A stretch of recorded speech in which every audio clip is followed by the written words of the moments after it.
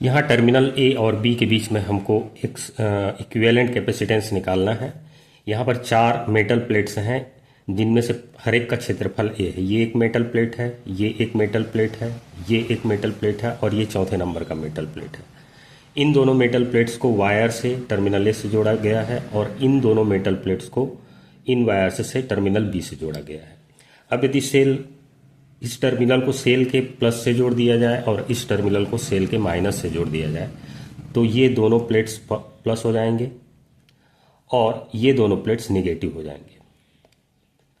अब ध्यान से देखें तो इस प्लेट और इस प्लेट के बीच में ये प्लस है, ये माइनस है। यहाँ पर एक कैपेसिटर बनेगा जिसका प्लेट एरिया ए होगा और डिस्टेंस डी होगा। अब यहाँ इनके बीच में जो मीडियम है यदि एयर हो तो इसका जो कैपेसिटेंस हो जाएगा वो एप्सिलॉन 0 ए अपॉन डी होगा पैरेलल प्लेट कैपेसिटर के फार्मूला से। एयर या वैक्यूम के लिए डाइलेक्ट्रिक कांस्टेंट 1 होता है तो यहाँ पर कापा की जगह 1 है।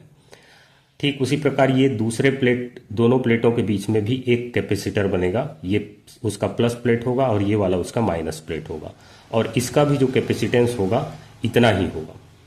उसके बाद तीसरा एक कैपेसिटर है, ये है उसका प्लस और ये है उसका माइनस और इसका भी कैपेसिटेंस इतना ही होगा। तो 3 कैपेसिटर बन रहे हैं और तीनों पैरेलल कॉम्बिनेशन में जुड़े होंगे।